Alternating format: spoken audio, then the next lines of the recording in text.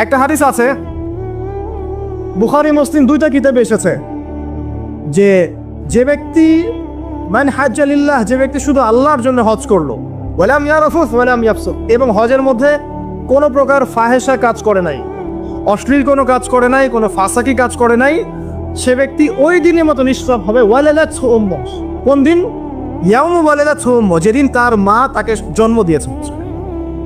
এটা সবচেয়ে বড় বেনিফিট। আরেকটা হাদিসে আছে যে মাকবুল হজ, একটা মাকবুল হজের জাযা জান্নাত ছাড়া আর কিছুই না। একটা মাকবুল হজের জাযা বা প্রতিদান হচ্ছে জান্নাত ছাড়া আর কিছুই না।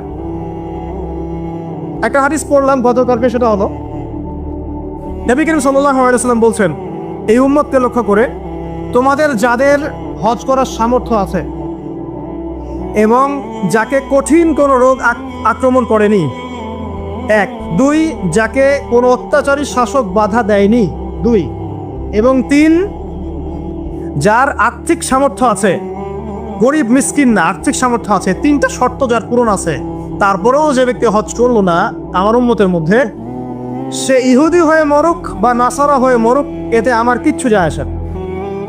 নাউযুবিল্লাহ, শুনতে পাচ্ছেন কথা? আর হজের সামর্থ্য আছে, রোগ নাই, অর্থনৈতিক সামর্থ্য আছে, কোনো শাসক তাকে বাধাও দিচ্ছে না, এরপরেও সে হজ করলো না, নবীজি বলছেন এ ইহুদি হয়ে মারা যাক বা নাসারা হয়ে মারা যাক, এতে আমার কিচ্ছু যায় আসে না। নাউযুবিল্লাহ।